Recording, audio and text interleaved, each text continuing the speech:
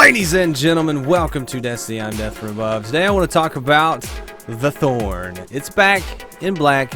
I got it. I got the bounty. I got it done, and I have been using it. So what I want to talk about today about the Thorn is, one, is it worthy? And two, what's it like now? Because it's definitely a lot different than it was in year one, or at least a lot different than the original incarnation. So, the Thorn, how do you get it? Well, there's a bunch of different steps. You have to do Plague Land bounties that you get from Shiro until you get this to randomly pop, and it'll be just a weapon frame quest line. You'll do a bunch of stuff. You'll take a bunch of things to different people. You'll go kill some stuff with Void. You'll kill things in Crucible with Void. Then you'll do a strike and open the strike horde chest, and then the gun will drop for you, and it will drop at 350 unleveled, and you'll get to have your Thorn, and you'll get to rule the Crucible until the day you die. No, not really. So that's the general quest line in year 2, 3, whatever you want to call this right now with the Rise of Iron. In year 1, it was the same method. You did daily bounties, you got the quest to drop, and then you would do certain things on your pathway to getting the Thorn. Now the bounty in year 1, or the quest line in year 1, was a lot more difficult.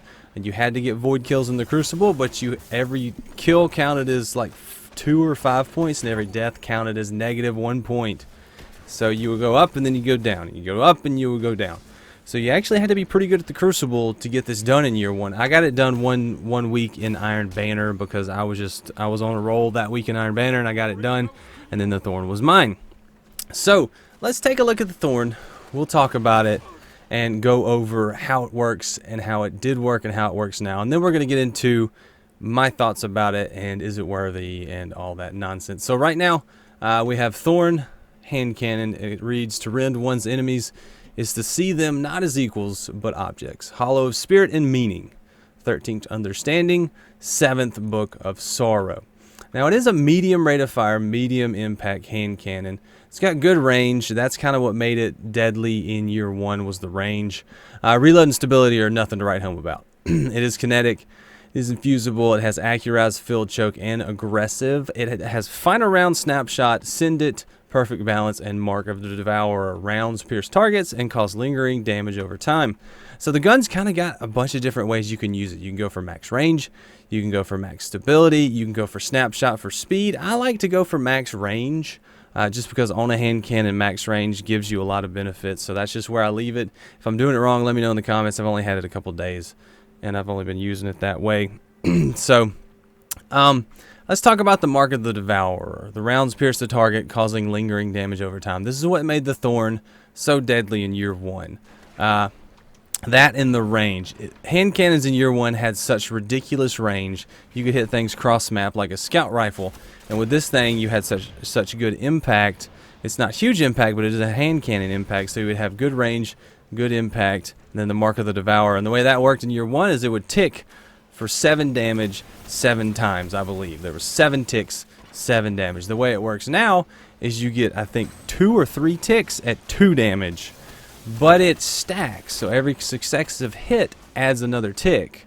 So you can get 2 or 3 or 4 ticks on a person, but it goes away real fast. So that's what made it so deadly in year 1. It was real hard to get, really good range, and that mark of the devourer. You could 2-tap people and walk away and know they were dead, because they couldn't outlive the damage that it was going to do to them, and it would keep their shields down for a long amount of time. It would force them to walk away, and you knew where they were. So it was a very powerful gun in, say, Trials and the Crucible, because you could use it against an enemy and basically track them visually and either know they were dead or just, it's kind of like, it was like a smart bomb. You'd set it and forget it. You just hit them a couple times and then walk away because you knew they were going to die. So I was very guilty of this. Most people were that had the Thorn. It was very strong. They did nerf this quite substantially, along with hand cannons in general. So in year 3, is it worthy again? Well, I don't know that it's going to be dominant or the most powerful PvP force there is, but it's still a strong and fun hand cannon. I'm going to emphasize the fun because it may not be top of the meta, it may not be the strongest, but it's still a lot of fun. It's an exotic. It's got that exotic sound. It's got its own special sound. It does have final round. I like final round on a hand cannon.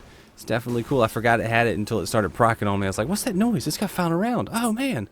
So it got me for a minute there, me not knowing what was going on until I remembered it had final round. But It's still, you can still use the Mark of the Devourer to track targets or to get people to back off or to keep their shields down. It's not a set and forget 2-tap kill anymore. You'll hit them, you'll see them taking some damage, you'll hope maybe you got enough damage on them to kill them, but usually you didn't. Usually it just makes them back off or it just keeps their shield down for another split second. The thing that makes this gun good is it's a smooth handling and firing hand cannon. The sound adds to this, the handling adds to it. I just felt, it feels like you're just kind of flipping cards out. Just shoot, shoot, shoot, shoot, just the way it sounds. It just feels like you're kind of just throwing the thorns out at them and just hitting them with it and they're just sliding right out. And I like that. It was fun to use. It brought me back to year 1 and it just felt smooth. There are ghost bullet issues because it is a hand cannon. I did notice a few more ghost bullets with this one than normal. So that's not good.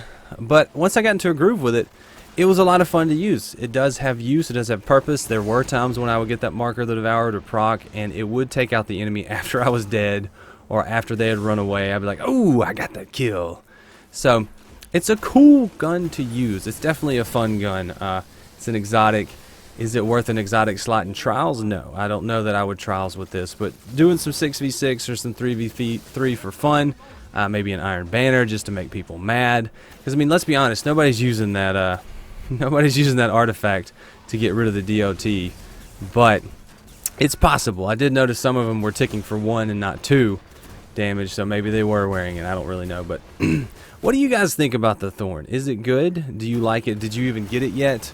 Do you enjoy it? What do you think about it in year 3 compared to year 1? Did you have it in year 1 when it was stupidly overpowered?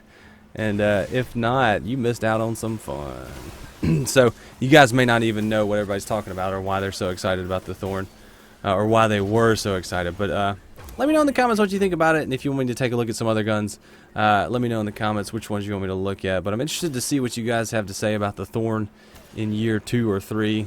I don't know what to call this. Is it year 2 or is it year 3? I don't know. But anyway, thanks for watching, guys. Leave a like if you enjoyed this. Subscribe if you want to see more. And it's worthy. I think it's worthy of an exotic just because of how interesting it is. It's definitely a different type of gun. But anyway, guys, thanks for watching. Like I said, leave a like if you enjoyed this. Subscribe if you want to see more, and share the video if you want to help the channel grow, because it does. And I appreciate it.